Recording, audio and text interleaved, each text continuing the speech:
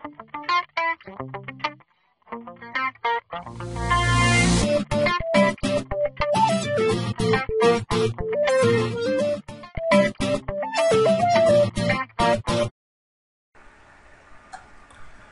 σας και πάλι, είμαι ο Αλέξανδρος και σήμερα ήθελα να σας δείξω πώς φορτώνουμε γρήγορα το βίντεο στην Tokfusion. Πατάμε λοιπόν στην σελίδα μας το ID και το password για να μπούμε στο back office μας.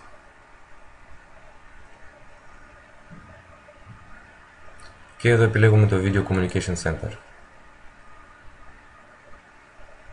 Προσέξτε, εδώ πέρα υπάρχουν δύο επιλογές, Video Recorder και Video Uploader, στο δεξί μέρος της σελίδας.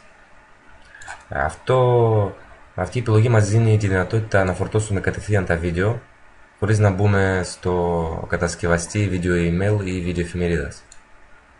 Πατάμε λοιπόν αυτή την επιλογή και εδώ εμφανίζεται το παράθυρο από την κάμερα, από το Flash Player, όπου πρέπει να πατήσουμε Allow, δηλαδή επιτρέπουμε, βλέπουμε ότι η κάμερα ενεργοποιήθηκε, πατάμε Close.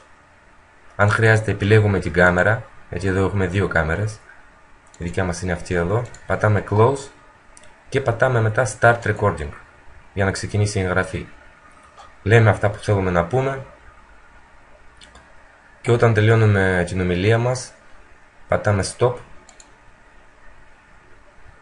γίνεται η αποθήκευση.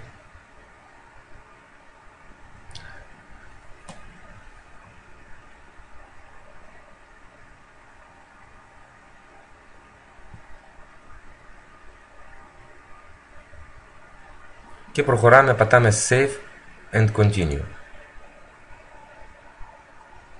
Όταν βλέπουμε ότι λέει Processing, δηλαδή προχωράει η διαδικασία, σημαίνει ότι είμαστε εντάξει, το βίντεο μας γράφτηκε. Εδώ μας προτείνει να φορτώσουμε αν θέλουμε το βίντεο στο Fusion Wall, αν θέλουμε να γίνει δημόσιο, πατάμε εδώ το τίτλο που θέλουμε, πατάμε Make Public, δηλαδή να γίνει δημόσιο, για δημόσια προβολή.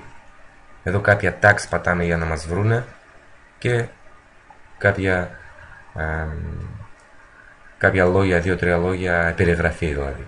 Και πατάμε Save αν θέλουμε να φορτώσουμε. Αν δεν θέλουμε πάλι να φορτωθεί το βίντεο μας στο Fusion Wall, πατάμε Skip και εδώ ξεκινάει το βίντεο μας. Εμείς θα πατήσουμε τώρα Pause, θα το κλείσουμε αυτό και θα πάμε να το βρούμε στο κατασκευαστή Video Email. Ανοίγουμε το κατασκευαστή Video Email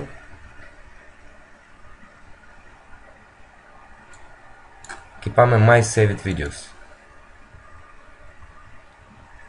Πατάμε εδώ στο τελευταίο μήνα και βλέπουμε εδώ πάρα πολλά βίντεο. Εμείς θέλουμε το τελευταίο, το επιλέγουμε, πατάμε Use Selected Video για να ξεκινήσει η εγγραφή. Και το βίντεο ξεκινάει. Λοιπόν, εδώ γράψαμε αυτό που θέλαμε, τοποθετήσαμε και προχωράμε μετά όπως θέλουμε. Αλλάζουμε την κάρτα ή το πρότυπο κτλ. Αυτό ήθελα να δείξω για σήμερα. Ευχαριστώ που με παρακολουθήσατε. Να είστε καλά όλοι. Γεια σας.